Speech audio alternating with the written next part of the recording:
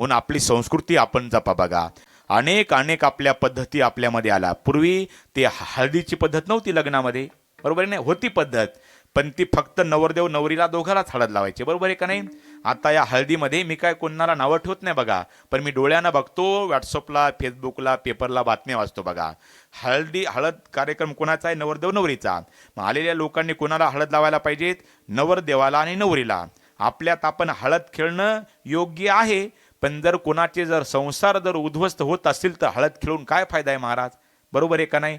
नवरदेव नवरीला हळद लावणं योग्य आहे, पण याच्या खाली, या संस्कृतीच्या नावाखाली अनेक तरुण मुलं एकमेकाला मुलीला हळद लावतात आणि काही काही तर मुली त्या हळदीमध्येच गेले पळून, तिकडंच लग्न केले काही काहीने बघा.